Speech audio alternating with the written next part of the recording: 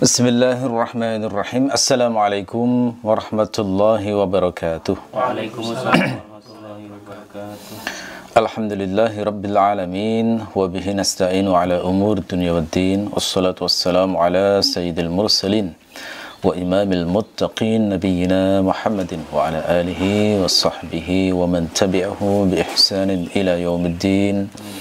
Allahumma inna nas'aluka ilman nafi'a wa rizqan tayyiba wa amalan mutaqabbala. Rabbana zidna ilma warzuqna fahma waj'alna minas salihin.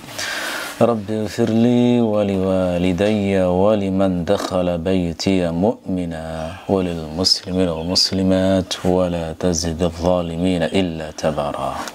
Amma ba'du. Baik, kita lanjutkan tafsir surah Asy-Syams. Kali ini kita membahas ayat 11 hingga 13. Kita baca bersama-sama. A'udzu billahi minasy syaithanir rajim. A'udzu billahi minasy syaithanir rajim. Bismillahirrahmanirrahim. Bismillahirrahmanirrahim. Kazzabat Thamud bitaghwaha. Kadzabat Thamud bitaghwaha. Idzim ba'atsa ashqaha. Idzim ba'atsa ashqaha. فقال لهم رسول الله ناقة الله وسقياها فقال لهم رسول الله ناقة الله وسقياها. Kazzabat bermakna mendustakan. Dimuannaskan karena fa'ilnya, pelakunya yakni Tsamud itu dimuannaskan secara maknawi. Tsamud adalah nama kabilah Arab asli sih ya. Jadi Arab Aribah di sini, Arab yang orisinil beda dengan Arab Musta'rabah. Jadi kalau keturunan Nabi Ismail itu Arabnya Arab Musta'rabah. Ini Tsamud ini Arab asli. Arab asli itu selain Tsamud adalah kaum 'Ad. Makanya orang yang tinggal di Jazirah Arab itu mengenal betul kisah kaum 'Ad dan Tsamud karena mereka memang dua suku atau dua kabilah Arab yang asli. Nah, di sini ada maf'ul bih yang diperkirakan dibuang.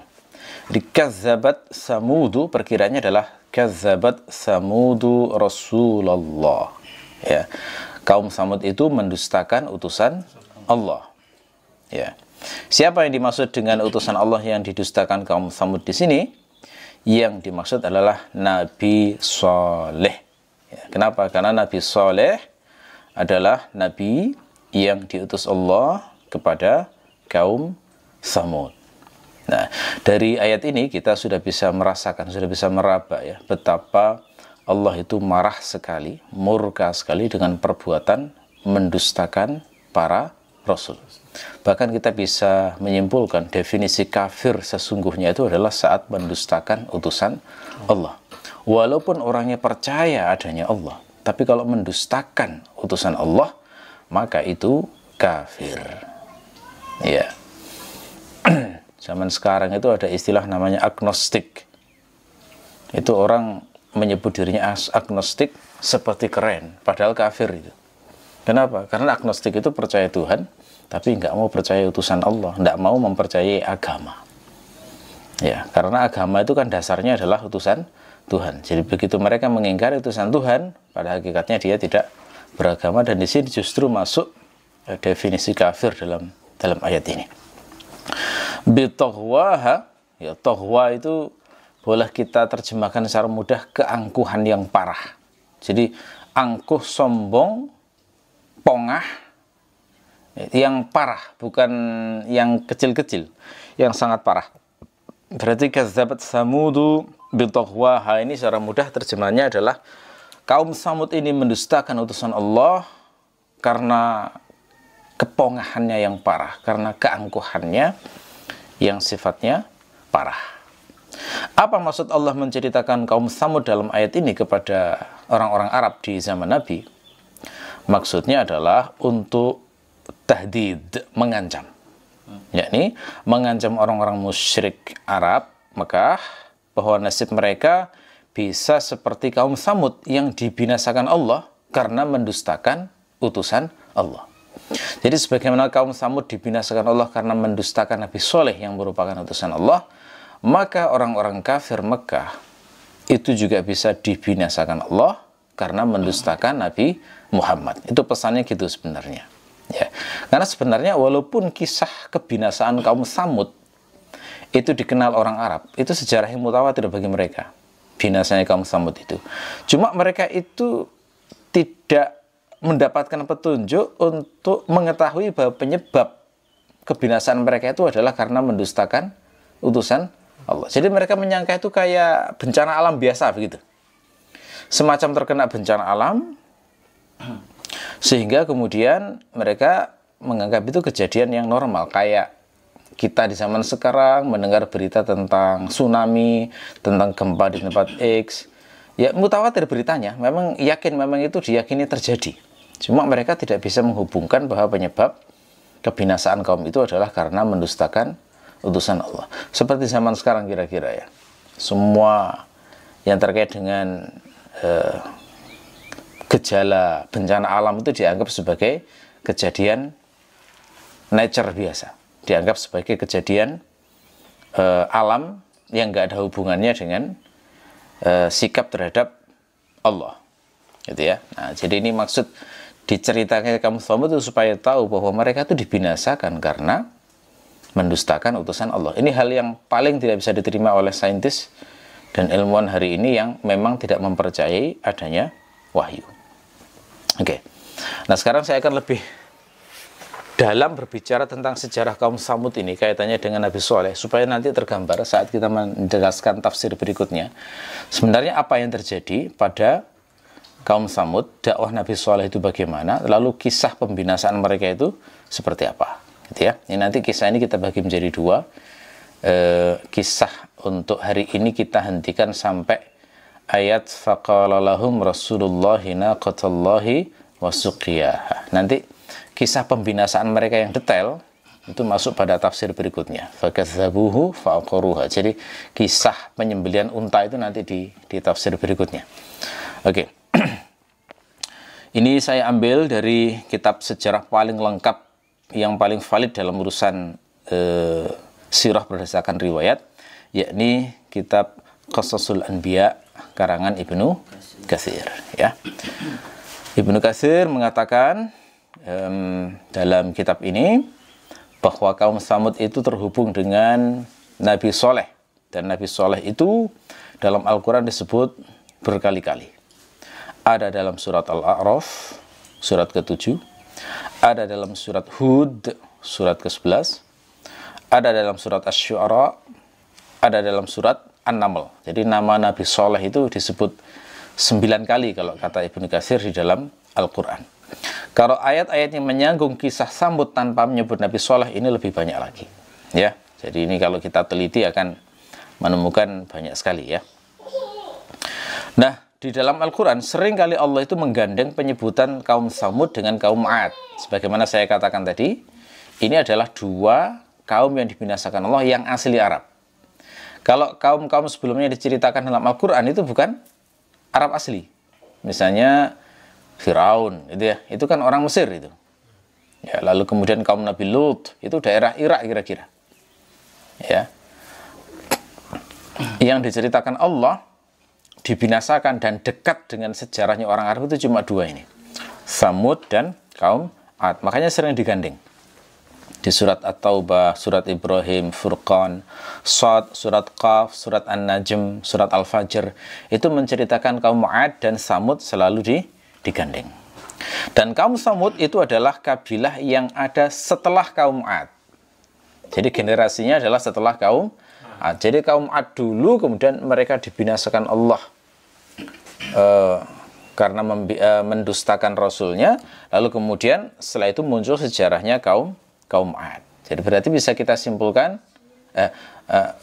Tsamud ya. Nah, bisa kita simpulkan bahwa kaum Tsamud ini tidak pernah mengambil pelajaran apa yang terjadi pada kaum 'Ad itu.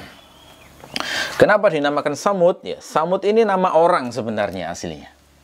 Jadi nama orang, bisa dikatakan kaum Tsamud itu adalah nama kabilah yang diambil dari nama nenek moyang mereka. Ya, Tsamud. Seperti Quraisy. Quraisy itu nama kabilah. Itu kan nama orang juga sebenarnya. Jadi Quraisy itu gelar salah satu dari moyangnya Rasulullah. Ya. Makhzum misalnya, Bani Makhzum sama, itu juga nama kabilah. Jadi karena membesar maka kemudian disebut kaum Samud. Nah, Samud ini punya saudara namanya Jadis. Ya, dua bersaudara, Samud dan Jadis. Samud dan Jadis itu adalah anaknya Asir. Ya, Asir. Nah, Asir ini ternyata masih keturunannya Nabi Nuh. Berarti bisa kita katakan bahwa kaum Samud ini adalah keturunan Nabi Nuh.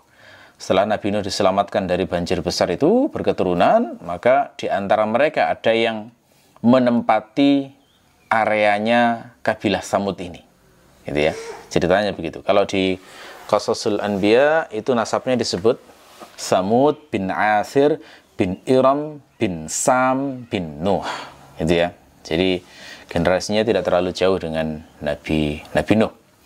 Adapun lokasinya kaum Samud itu mereka menempati sebuah tempat yang bernama Al-Hijr. Ya, Al-Hijr. Jadi lokasi pemukiman mereka, tempat tinggal mereka itu di Al-Hijr, atau nama lainnya adalah Madainus Salih. Ya, Al-Hijr itu sama dengan Madainus Salih. Itu lokasinya itu terletak di antara Hijaz dengan Tabuk. Ya, Hijaz dengan Tabuk. Ya, kalau di peta zaman sekarang itu kira-kira antara Madinah hingga ke jarak antara Madinah ke Israel gitu ya. Itu areanya kaum Samud itu kira-kira di situ. Di tenggaranya Madian. Nah, sementara Madian itu di timurnya Teluk Al-Aqabah. Nah, sampai hari ini rumah-rumahnya kaum Samud itu masih kelihatan, masih ada. Kenapa? Karena rumah-rumah kediaman kaum Samud itu adalah gunung-gunung batu yang dipahat menjadi rumah. Ya, jadi ada itu foto-fotonya. Kalau di googling Madainus Salih atau Al-Hijr nanti akan kelihatan itu bentuk rumah-rumah buatan kaum Samud. Jadi mereka adalah kaum yang sangat canggih dalam urusan ilmu sipil dan arsitektur, ilmu pahat, yang sampai bisa membuat rumah dari gunung batu. Nah, ini kenapa kok mereka membuat rumah dari gunung batu? Nah, ini kalau penjelasan di Qasasul Anbiya adalah karena mereka itu dikasih Allah usia panjang-panjang. Usianya panjang-panjang, sehingga saat mereka membangun rumah dari tanah liat, itu rumahnya sudah hancur, mereka masih hidup. Ya, gitu ya. Sehingga mereka memutuskan buat rumah dari batu, gitu ya. Sehingga akhirnya berkembanglah ilmu pahat dari batu tersebut. Ya. Nah, kaum Samud itu dikenal menyembah asnam. Asnam itu jamak dari sonam ya, terjemahnya berhala biasanya. Nah, asnam itu biasanya dibedakan dengan ausan. Apa bedanya asnam dengan ausan? Dua-duanya terjemahnya berhala. Cuma kalau asnam itu berbentuk patung biasanya. Jadi asnam itu berbentuk patung. Bisa patung manusia atau hewan atau makhluk khayalan yang dibuat oleh mereka. Itu semuanya disebut asnam. Ya. Kalau ausan, jamak dari wasan, itu segala tempat sakral yang dipuja. Walaupun nggak berbentuk manusia. Jadi kayak punden apa gitu ya. Makam siapa gitu yang kemudian disakralkan gitu ya. Itu termasuk ausan, dan dua-duanya adalah kemusyrikan, diharamkan dalam Islam itu ya. Nah, kaum Samud itu yang disembah adalah jenis patung-patung asnam ini, patung-patung selain Allah. Lalu kemudian Allah mengutus Nabi Soleh untuk menasihati mereka. Siapa itu Nabi Soleh? Nabi Soleh adalah orang Samud juga, masuk kabilah Samud juga. Kalau nasabnya di dalam Qasasul Anbiya disebut Salih bin Ubaid bin Masih bin Ubaid bin Hadir bin Samud. Nah, jadi nyambungnya masih ke nenek moyang kaum Samud sendiri. Jadi masih saudara sendiri. Makanya biasanya kalau di Quran itu disebut nabi-nabi mereka itu akhohum, itu ya, saudara mereka. Karena biasanya memang masih satu darah dengan kaum yang didakwai. Nah, pada saat Nabi Saleh itu mendakwai kaum Samud, itu Nabi Saleh mengingatkan nikmat-nikmat Allah yang diberikan kepada mereka, terutama nikmat pengetahuan arsitektur sipil, ya, sehingga bisa membangun rumah yang demikian megah dan kokoh. Ini dijadikan hujah untuk supaya mereka menyembah Allah dan meninggalkan penyembahan berhala. Cuma ketika didakwai semacam itu, mayoritas kufur, mayoritas mengingkari. Nabi Saleh itu disakiti dengan ucapan, perbuatan, bahkan hendak dibunuh, dituduh sinting, persis seperti yang dialami Rasulullah, ya, dituduh sinting, dituduh kena sihir, dan lain sebagainya. Kalau sama sekarang seperti orang berdakwah, itu biasanya dicaci dengan istilah kesurupan. Sama aja sebenarnya itu, ya. Oh, ini orang kesurupan gitu, ya. Jadi sama seperti dulu yang mencaci para utusan Allah dengan cacian gila atau kena sihir dan sebagainya. Ya, nah tapi responnya Nabi Saleh memang layak untuk diteladani, ya. Jadi beliau dituduh kayak begitu itu tetap lembut, terus mengajak berlogika. Oke, kalian menuduhku semacam itu. Cuma masalahnya bagaimana jika aku ini memang benar utusan Allah? Kalau kalian minta aku berhenti dakwah, nanti siapa yang akan menyelamatkan kalian dan aku dari azabnya Allah? Nah, itu lembut banget ini ya responnya, sangat-sangat lembut, ya. Nah, jadi terus bertarung begitu, ya, didakwai, tolak, dakwai, tolak, sampai suatu saat mereka minta mukjizat, ya, minta mukjizat. Jadi karena Nabi Saleh itu tidak jemu-jemunya selalu mendakwahi orang-orang Samud ini dan didatangi di tempat-tempat perkumpulan mereka. Nah, suatu saat ketika ngumpul-ngumpul itu tokoh-tokohnya Samud, orang-orang yang selama ini mengejek dan menolak dakwahnya Nabi Saleh, lalu kemudian akhirnya mereka minta mukjizat. Ya. Apa itu mukjizat yang diminta? Yakni diminta bukti bahwa Nabi Saleh memang utusan Allah dengan cara minta dikeluarkan unta dari batu. Ya. Diminta supaya dikeluarkan unta dari batu. Nah, mereka itu kan kaum yang ahli pahat batu gitu loh, ya. Karena mereka ahli pahat batu, maka mereka punya pengalaman yang sangat dalam terkait dengan kondisi batu. Macamnya, strukturnya, teksturnya. Jadi secara rasional mereka paham, gak mungkin ada unta keluar dari batu. Memang mukjizat selalu dikaitkan dengan kondisi suatu kaum itu. Jadi mereka karena paham betul, jadi itu kalau memang sampai bisa muncul kayak begitu, itu adalah keajaiban. Ya, bagi mereka semacam itu, ya. Dan bahkan mereka minta untanya harus ada deskripsi khusus. Apa itu? Harus hamil, gitu, ya. Keluar dalam kondisi hamil, harus bunting, gitu, ya. Nah, lalu kemudian ketika diminta semacam ini, Nabi Saleh kemudian bertanya, ya, pada mereka, kalau memang beneran saya bisa mendatangkan mukjizat seperti yang kalian minta, apa iya kalian mau beriman? Itu kan? Setelah ditantang, kemudian mereka bilang iya, mau. Mereka sudah optimis, nggak akan mungkin itu bisa memunculkan unta yang semacam itu. Nah, sampai di sini, ini bisa kita ambil pelajaran, ya, bahwa dakwah nabi-nabi itu diawali dengan logika berpikir yang rasional dulu, gitu, ya. Jadi nggak menonjolkan mukjizat, enggak. Diajak berpikir yang rasional. Karena sebenarnya akal kita kalau kita pakai dengan serius sudah cukup untuk menunjukkan bahwa seharusnya kita hanya menyembah Allah saja, gitu, ya. Tidak harus dengan memakai keajaiban-keajaiban. Keajaiban itu kan hanya untuk menenangkan orang yang ragu. Termasuk karomah-karomah itu hanya diperlukan untuk menenangkan orang yang ragu. Kalau orang sudah yakin, ya nggak perlu hal-hal kayak begitu, ya. Quran itu sudah sangat luar biasa, cukup itu sebenarnya. Makanya ini juga pelajaran bagi kita, ya. Jangan minta mukjizat, jangan minta ayat. Karena kalau dikabulkan oleh Allah, konsekuensinya besar sekali itu. Kalau sampai setelah itu diingkari, hukumannya lebih keras. Jadi gara-gara permintaan mukjizat ini, Rasulullah itu menasihati para sahabat, jangan minta ayat dari Allah. Kalau dikasih, terimalah, pahamilah. Tapi jangan minta. Karena Allah kalau beneran ngasih, terus diingkari setelah itu, marah luar biasa itu. Ya, itu bahaya sekali. Gitu, ya. Oke. pelajaran yang lain adalah Nabi Shalih itu mendakwai mendatangi tempat-tempat nongkrongnya orang-orang kafir itu. Nah, ini juga pelajaran bagi orang yang melanjutkan dakwahnya para nabi hari ini. Memang harus mendatangi tempat-tempat nongkrong itu. Kalau hari ini nongkrongnya bukan di warung-warung kopi, di TikTok, ya kan, Instagram, di Twitter, itu tempat-tempat nongkrong mereka. Itu kalau nggak ada yang mendakwai tersesat itu ya. Makanya hari ini kan banyak toh quote-quote menyesatkan yang ketika dipahami itu merusak banyak hal gitu ya. Makanya ini memang harus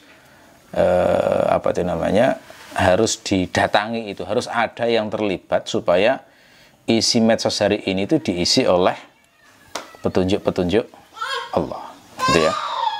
Ya, setelah itu kemudian Nabi Shalih pun menyanggupi, beliau kemudian sholat, kemudian berdoa minta Allah mukjizat yang diinginkan oleh kaumnya itu. Lalu Allah mengabulkan doa itu, maka muncullah seekor unta yang bunting dari batu. Nah, itu dilihat oleh mata kepala mereka. Begitu terjadi hal yang luar biasa itu, seketika banyak yang beriman. Tapi mayoritas masih banyak yang kufur juga, gitu ya. Tapi banyak yang beriman, tapi mayoritas masih kufur. Hitungannya aksaruhum, kata Ibnu Katsir, itu masih kufur. Di antara tokoh besar yang beriman di zaman itu adalah seorang laki-laki bernama Junda, gitu ya. Junda. Ini sampai disebut oleh Ibnu Katsir karena memang ada hubungan dengan kejadian berikutnya.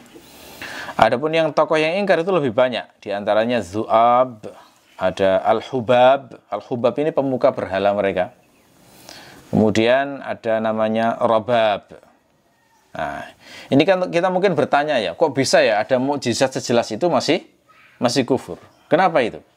Nah, ini kita bisa mengkiaskan dengan apa yang dialami oleh Rasulullah. Pada dasarnya orang-orang yang mengingkari mukjizat Rasulullah itu tuduhannya itu hampir sama setiap zaman itu. Mesti menuduh trik, sihir. Ya, trik, sihir, magic gitu ya. Terus menuduh Rasulullah dengan tuduhan macam-macam. Allah ini paling hanya ingin mendapatkan pengaruh, ingin mendapatkan kekuasaan. Apalagi di sini yang paling berkepentingan kalau mencegah itu kan orang-orang yang selama ini mendapatkan keuntungan duniawi dengan tradisi yang ada toh. Di sini tadi akan ada nama Al-Hubab. Hubab ini nama pemuka berhala mereka. Kalau sampai disingkirkan penyembahan berhala itu, maka hilang itu penghasilan dari penyembahan berhala itu. Nah, sekarang kan ada ya orang yang berlagak jadi guru kunci di sebuah makam-makam, entah itu bener apa enggak ya, palsu apa, kemudian mendapatkan keuntungan uang itu dengan begitu. Nah, kalau kayak ini didakwai supaya dihilangkan, marah itu karena kehilangan pendapatan gitu kan. Jadi soal bisnis itu seperti di zaman Nabi. Jadi pengingkaran itu kadang orang itu menolak karena merasa bahwa ini membahayakan kepentingan duniawinya gitu ya. Ya, ada juga kasus tokoh yang bernama Syihab di zaman itu sempat didakwai oleh Junda.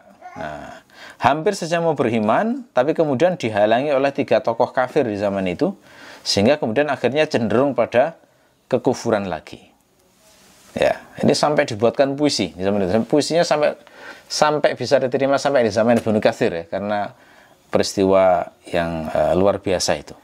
Nah, kasus kayak gini tuh mirip di zaman Nabi dengan seorang laki-laki bernama Al-Walid bin Al-Mughirah. Ya, sudah pernah kita bahas pada tafsir sebelumnya ya. Al-Walid itu sudah sangat dekat dengan keimanan. Ya, tapi kemudian ketika dihalang-halangi oleh orang-orang kafir Quraisy, Abu Jahal diantaranya, katanya, kamu takut miskin ya? Jadi kayak diprovokasi kayak gitu ya. Lalu kemudian bilang, enggak. Akhirnya kemudian menolak untuk mengimani Nabi Muhammad. Gitu ya. Oke, jadi singkatnya, setelah muncul unta itu, maka banyak yang beriman, tapi masih lebih banyak lagi yang kufur. Nah, yang beriman ini, yang kufur ini, walaupun mereka itu nggak mau mengimani Nabi Shalih, tapi di hati kecil mereka takut juga itu. Jadi ada orang tipe-tipe kayak begitu ya. Lisannya itu menolak, tapi hatinya sebenarnya ada sedikit unsur kepercayaan, gitu ya. Khawatir juga. Nah, sehingga apa akhirnya yang terjadi?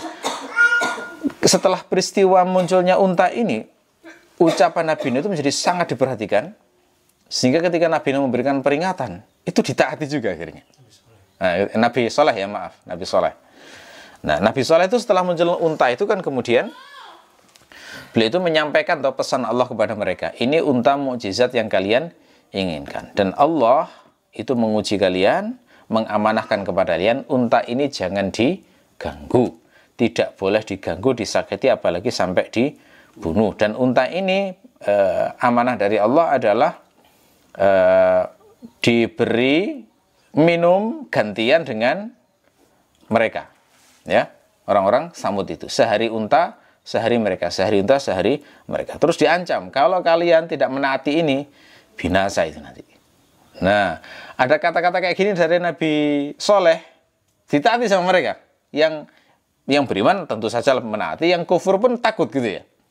Karena bagi mereka hal kayak gitu itu luar biasa, gitu ya. Cuma tetap ada unsur kekhawatiran beneran ini dari Allah, sehingga mereka tidak berani mengganggu unta itu dalam waktu yang lama. Ya, nah, tadi saya cerita bahwa kaum Nabi Soleh itu, orang-orang Samud itu umurnya panjang. Nah, ketika generasi yang pernah melihat secara langsung unta itu keluar dari batu itu sudah meninggal dunia, digantilah dengan generasi baru. Nah, generasi baru ini nggak pernah melihat keajaiban unta itu, sehingga rasa takutnya nggak sama seperti generasi orang tuanya, gitu ya. Lalu kemudian mereka melihat lama-lama sistem pembagian air dengan unta itu bagi mereka itu dianggap mengganggu, karena mereka melihat hanya kondisi real kehidupan saja. Jadi mereka merasa unta ini adalah penyebab masalah sosial ya di tempat kita, kira-kira begitu ya. Jadi kita bisa bayangkan misalnya mereka itu butuh air untuk minum, butuh air untuk mencuci, untuk masak, untuk ngasih makan ternak misalnya. Terus bayangkan pas giliran unta itu airnya habis. Kan jengkel banget begitu ya mereka. Apalagi misalnya ternak mereka itu sampai ada yang meninggal gara-gara kehausan karena manajemen yang kurang baik misalnya. Harusnya kalau di manajemen baik kan waktu giliran mereka bisa diambil air sebanyak-banyaknya. Sehingga ketika di masa unta itu dapat giliran, itu mereka sudah aman mendapatkan air itu. Tapi mungkin sebagian mereka boros menggunakannya sehingga habis sebelum waktunya. Lalu pas giliran unta yang nggak boleh minum itu, mereka nggak bisa berbuat apa-apa. Akhirnya mulai muncul itu kelesak-kelesik bahasa Jawanya ya. Mulai muncul gunjingan-gunjingan. Kok gini ya, gitu ya. Kok gak enak begini ya, gitu ya. Jangan-jangan ini aja triknya Soleh ini, gitu ya. Jangan-jangan ini hanya upayanya si Soleh itu, mungkin begitu ya mereka omongannya. Hanya triknya Soleh ini supaya mendapatkan pengaruh dan kekuasaan. Ya. Kalau disebut ini mukjizat lah, mana buktinya? Dia unta biasa kok. Dia makan minum biasa, punya anak biasa, kok nggak ada sinar keluar dari tubuhnya? Mungkin begitu ya pikirannya. Tidak ada cahaya dari langit atau apa gitulah ya.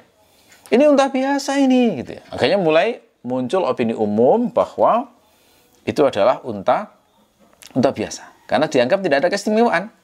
Ya dia kayak hanya makan, minum, ya sudah kayak unta yang lain lah, nggak ada keistimewaan yang bisa bicara atau apa itu tidak ada.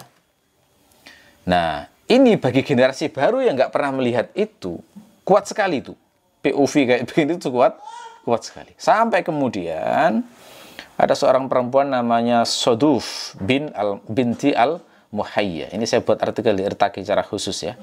Ini Soduf binti al-Muhayya ini bisa kita bayangkan bisa jadi termasuk wanita kaya di zaman itu yang punya ternak yang banyak, yang mungkin termasuk salah satu yang merasa kepentingannya sangat terganggu gara-gara untanya Nabi Soleh itu. Lalu kemudian dia pengen untuk membunuh unta itu dengan segala cara. Gimana caranya? Dia itu sampai menceraikan suaminya. Suaminya diceraikan, lalu menawarkan diri kepada sepupunya untuk membunuh untanya Nabi Soleh. Nah, ini mungkin bisa jadi sepupunya ini sebenarnya punya rasa cinta dulu sebelum menikah gitu ya. Nah, suaminya ini kalau disuruh bunuh nggak berani, mungkin bisa jadi termasuk beriman. Yang jelas menurut cerita si Soduf ini sampai menceraikan suaminya, mengganti dengan lelaki lain yang diperkirakan mau membunuh untanya Nabi Soleh. Dan betul itu, setelah dicerai menawari sepupunya mau itu untuk menjadi tim yang akan membunuh untanya Nabi Soleh. Itu ya. Ya. Ada juga seorang wanita bernama Unaizah. Unaizah ini punya 4 orang putri. Ini sama, Unaizah ini mungkin agak mirip dengan kasusnya Soduf binti Al-Muhayya ini. Jadi bisa kita bayangkan orang ini mungkin kaya, punya ternak banyak, terganggu suplai airnya gara-gara untanya Nabi Soleh ini. Terus si Unaizah ini menawarkan kepada seorang laki-laki bernama Qudar bin Salif untuk menikahi semua putrinya itu asal mau membunuh untanya Nabi Soleh. Nah, Qudar setuju. Jadi ada 2 orang yang akhirnya setuju untuk membunuh untanya Nabi Soleh. Lalu kemudian 2 orang ini mengajak 7 orang lain untuk membantu. Ya, sehingga genap 9 orang yang berusaha membunuh untanya Nabi Soleh. Lalu kemudian mereka bermusyawarah. Setelah bermusyawarah, maka mereka menugasi 1 orang yang ditugasi untuk membunuh secara langsung. Dan yang terpilih adalah Qudar, si Qudar tadi. Itu yang disebut di Al-Quran tadi, idzin ba'atha ashqaha. Jadi si Ashqa ini adalah lelaki yang bernama Qudar ini. Gitu ya. Nah, peristiwa Qudar ini memberi pelajaran kepada kita bahwa perbuatan jahat itu yang dimurkai Allah bukan sekedar pelaku, tapi juga mastermind-nya, otaknya siapa. Termasuk yang menyetujui dan menyepakati itu sama, dihukumi sebagai pelaku juga. Nah, Qudar bin Salif ini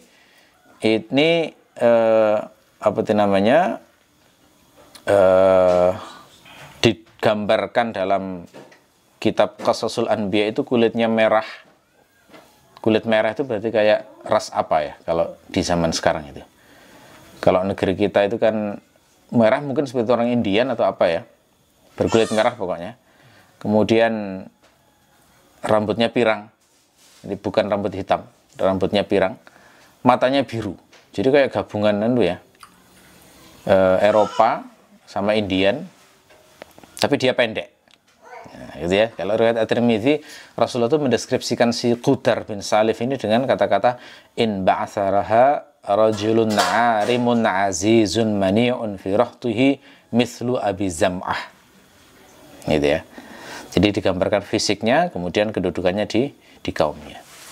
Termasuk riwayat Ahmad yang Rasulullah itu pernah meramalkan Ali akan dibunuh, itu juga menyinggung si Qudar ini. Rasul mengatakan, ya Abu Turab, wahai Abu Turab. Jadi Rasulullah itu menyebut Ali kadang-kadang dengan panggilan Abu Turab.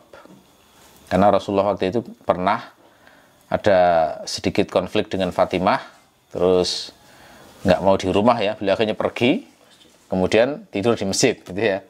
Begitu bangun, ada bekas-bekas tanah dari badan beliau, kemudian akhirnya dipanggil Abu Turab, ya, si bapaknya tanah, gitu ya, gampangannya gitu. Sehingga Rasulullah manggil Abu Turab. Ala uhadditsukuma bi ashqan nasi rajulain. Maukah ku beritahu engkau dengan orang yang paling celaka, 2 orang yang paling celaka? Qulna bala ya Rasulullah, tentu wahai Rasulullah. Qala uhaimiru Samud alladzi aqran naqah, yakni lelaki berkulit kemerahan dari kaum Samud yang menyembelih unta mukjizat itu. Yang kedua, walladzi yadribuka ya Ali ala hadhihi, dan orang yang membacokmu wahai Ali, ya di sebelah sini. Jadi beliau menyebut di bagian kepala hingga darahmu nanti akan membasahi jenggotmu. Jadi itu sudah diramalkan Nabi ya, bahwa nanti Ali akan wafat syahid karena dibunuh orang. Dan faktanya dalam sejarah itu yang membunuh Ali adalah Abdurrahman bin Muljam. Ini dianggap, disebut Rasulullah sebagai ashqa, orang yang paling celaka. Ya, disamakan dengan Qudar bin Salif itu tadi. Gitu ya. Ya, tapi terbunuhnya unta mukjizat itu sekaligus memberi pelajaran kepada kita ya, bahwa mukjizat dari Allah itu nggak harus difahami sakti gitu loh ya. Unta itu disebut unta mukjizat bukan berarti saksi yang nggak mempan dibunuh, nggak begitu juga. Cukup dari sisi bahwa ada unta keluar dari batu itu sudah di luar nalar, mukjizatnya di situ ya. Tapi unta ini dibuat Allah biasa gitu ya, nggak sakti begitu ya, sehingga karena kalau sakti malah jadi fitnah itu nanti. Nggak bisa dibunuh, disembah itu nanti ya. Kira-kira lebih parah itu nanti ya. Menambah berhala baru nantinya. Nah, jadi dibuat biasa oleh Allah. Nabi Isa aja bisa menghidupkan orang mati sudah disembah kok zaman sekarang. Apalagi zaman sekarang. Apalagi ada unta yang nggak bisa dibunuh. Itu bisa benar-benar dianggap titisan Tuhan itu nanti ya. Oke, jadi itu singkatnya tentang kaum Samud semacam itu ya. Jadi sekarang kita lanjut ke tafsir. Kazzabat Samudu bitawwaha. Ya. Baknya pada kata bitawwaha adalah bak sababiyah. Ya. Jadi bermakna dengan sebab. Sebab apa? Tohwa. Tohwa itu bermakna tughyan. Saya jelaskan lebih detail sekarang maknanya. Tadi kan saya sebut secara umum ya. Sekarang saya jelaskan makna detail dari tughyan. Jadi tohwa dan tughyan itu sama seperti dakwah dengan doa, itu wazannya mirip seperti itu. Masdar itu ya. Dari kata toho. Apa itu makna toho atau tughyan? Kata Ibnu Ashur, maknanya adalah tajawuzul haddi fi adamil iktirathi bihaqqil ghairi wal kibru. Melampaui batas dalam hal tidak peduli hak orang lain dan kesombongan. Ya, jadi bahasa mudahnya tughyan itu adalah melampaui batas dalam hal tidak peduli hak di luar diri kita dan kesombongan. Jadi dua hal ini unsur menonjol dari kata tughyan itu. Enggak peduli hak orang lain dan sombong. Ini ciri orang-orang celaka yang pasti endingnya nanti akan menjadi kufur itu ya. Ya. Nah, ayat ini menegaskan kepada kita bahwa semua jenis kekufuran, semua jenis mendustakan Rasul, itu alasannya enggak ada yang objektif, enggak. Alasannya adalah tughyan. Ya, alasannya tughyan. Tidak ada yang alasan objektif karena faktanya begini-gini. Tidak ada itu. Kalau kita teliti semua kekufuran terhadap Allah dan Rasulnya, maka itu alasannya adalah karena sikap tughyan ini tadi. Ya, sama seperti kekafiran orang-orang Quraisy terhadap Rasulullah. Itu bukan karena objektivitas. Kalau kita cek satu-satu ya, semuanya karena tughyan. Coba misalnya Abu Jahal itu. Abu Jahal ketika ditanya oleh temannya, apakah Rasulullah itu seorang pendusta? Jawabannya, jujur. Nah, terus kenapa nggak mau mengimaninya? Nah, alasannya adalah karena persaingan kabilah. Nah, itu kan tughyan toh. Tughyan itu artinya nggak peduli, ini haknya Allah, nggak peduli. Yang penting saya merasa menang dalam persaingan ini, gitu kan? Terus sombong juga untuk menerima kebenaran. Nah, itu jadi Abu Jahal itu tughyannya karena itu. Orang-orang Quraisy ketika didakwai supaya mentauhidkan Allah, alasannya adalah, loh gimana kok mau diganti patung-patung ini dengan satu Tuhan? Lawang patung-patung ini yang membuat kabilah-kabilah Arab itu datang ke sini semua. Dan kalau datang ke sini semua akhirnya menjadi rame. Dan kalau rame ekonomi kita menjadi sehat. Nah kan, pertimbangannya bukan soal memenuhi hak Allah, bukan. Pertimbangannya adalah duniawi, ekonomi. Nah, kira-kira seperti Saudi sekarang ya.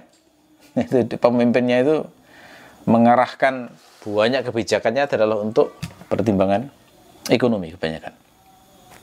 Ya. Ada beberapa orang yang menolak mengimani Rasulullah karena khawatir terancam posisinya dari pemimpin, gitu ya. Sehingga komentar mereka, ya masa kita mau dipimpin sama anak-anak muda yang masih kecil-kecil itu. Nah, itu kan berarti alasannya bukan karena objektivitas, enggak. Tughyan. Ya, kesombongan, keangkuhan, dan tidak peduli terhadap hak Allah. Ya, ada juga yang meremehkan Rasulullah karena masuk Nabi dipimpin dari orang yang nggak terkenal, gitu ya. Di surat Az-Zukhruf itu ada ayat begitu. Wa qulu laula nuzzila hadzal qur'anu ala rajulin minal qaryataini azim. Kenapa sih Quran ini tidak diturunkan kepada seorang tokoh besar di antara dua kota misalnya. Nah, jadi yang diminta itu adalah itu. Nah, berarti kan bukan soal benar tidak lagi gitu ya, tapi nggak bisa menerima. Kenapa? Karena dianggap Rasulullah ini tidak memenuhi kriteria-kriteria duniawi yang mereka inginkan. Jadi ingat ahli psikologi dari Amerika yang namanya Jordan Peterson itu. Itu kan pernah ditantang oleh seorang muslim ya. Kalau saya bisa membuktikan bahwa Muhammad adalah utusan Allah, apakah kamu mau masuk Islam? Jawabannya langsung no gitu ya. Terus nangis dia. Nangisnya kenapa? Dia menceritakan, saya itu pernah dipuji oleh seorang apa itu namanya, tokohnya Yahudi itu apa nama istilahnya? Rabai ya, seorang rabi Yahudi pernah dipuji, Anda kok sangat menguasai Bible. Gitu ya, padahal dia adalah seorang ahli psikologi. Ya, jadi seakan-akan dengan ucapannya kayak gitu sambil menangis itu seakan-akan bilang, saya ini ya sudah cukup dengan apa yang saya miliki sekarang, mau nyari apa lagi? Gitu lah. Kalau urusan agama itu saya bahkan dipuji oleh orang Yahudi yang keyakinannya nggak sama dengan saya. Ini kan kesombongan menurut saya. Sombongan halus itu. Nggak terasa. Dia merasa sudah istaghna, nggak butuh lagi, dan nggak peduli apakah memenuhi hak Allah apa tidak. Nggak peduli dia. Karena dia mungkin merasa sudah hartanya banyak, kaya, populer, gitu ya. Padahal dengan kecerdasan yang ia miliki, andaikan dia mau objektif masuk Islam itu harusnya. Tapi benar ya, ini Quran itu menyebutkan luar biasa itu. Kebanyakan kekufuran adalah karena sifat toghwa ini tadi, tughyan. Bukan soal objektivitas dan lain tidak itu, omong kosong itu, tidak ada. Perhatikan semua orang yang kufur yang nggak mau mempelajari, nggak mau masuk Islam, itu arahnya semuanya ke situ. Sombong untuk mempelajari Islam, nggak mau karena sudah merasa cukup dengan dirinya sendiri. Aku sudah bahagia, apalagi yang ku cari, gitu ya. Jadi nggak peduli dirinya siapa, nggak peduli haknya Allah ditunaikan atau tidak apa belum. Ya. Idzin ba'atsa ashqaha. Iz bermakna ketika. In ba'atsa di sini bermakna intadaba. Apa itu? Yakni bertindak sebagai eksekutor, mewakili kaumnya setelah dipasrai untuk melakukan tindakan mewakili mereka. Jadi in ba'atsa itu sepanjang itu maknanya ya. In ba'atsa itu kan dari kata ba'atsa. Ba'atsa itu mengutus. Mengutus itu maknanya apa? Mengutus itu berarti meminta seseorang sebagai wakil dari yang mengutusnya untuk mengeksekusi sebuah tindakan. Itu makna ba'atsa. In ba'atsa itu berarti terutus tadi. Jadi melakukan setelah ditunjuk sebagai wakil, istilahnya gitu. Ketika in ba'atsa ya, ashqaha. Ashqa itu isim tafdhil dari kata syaqi. Syaqi itu orang yang celaka, sengsara. Ashqa berarti orang yang paling celaka, orang yang paling sengsara. Hanya kembali ke Samud. Nah, di sini yang dimaksud ashqa adalah tadi Qudar bin Salif yang melakukan eksekusi secara langsung untuk membunuh untanya Nabi Saleh. Ya. Nah, ini menunjukkan bahwa semua pelaku maksiat itu dibenci oleh Allah, tapi tetap ada yang paling dibenci. Nah, kenapa ada kata isim tafdhil itu ya? Yang paling dibenci siapa? Ya, ini mereka yang paling asyaddu ala rahmani itiyya, kira gitu ya, yang paling keras, yang paling buruk penentangannya terhadap Allah, yang terlibat langsung pada menentang ayat-ayat Allah. Ya, itu nanti yang ketika ada hari penyiksaan di akhirat itu akan dicabut dulu, diambil dari kaum, kemudian dari satu kabilah dari kaum dulu, lalu kemudian dilemparkan ke neraka, baru kemudian pengikutnya yang menyetujuinya. Faqala lahum Rasulullah. Ya. Maka berkatalah utusan Allah kepada mereka. Siapa utusan Allah di sini? Nabi Soleh. Maksudnya berkata di sini untuk menasihati. Ketika sudah tahu Nabi Soleh ada rencana untuk membunuh unta itu, maka Nabi Soleh menasihati. Fa-nya pada kata faqala adalah fa-atof. Fa'atof di sini bermakna tarjib dan ta'qib. Jadi urutan. Jadi kira-kira urutannya begini. Nabi Soleh berdakwah dulu. Kemudian beliau didustakan. Beliau tetap berdakwah. Lalu mereka minta mukjizat. Setelah diberi mukjizat unta, mereka takut. Lalu Nabi Soleh minta supaya dijaga hak-hak unta mukjizat itu. Lalu mereka tunduk. Tapi generasi selanjutnya mendustakan.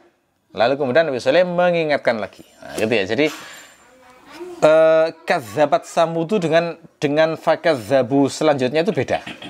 Jadi kadzabat sebelumnya itu mendustakan risalah Nabi Soleh.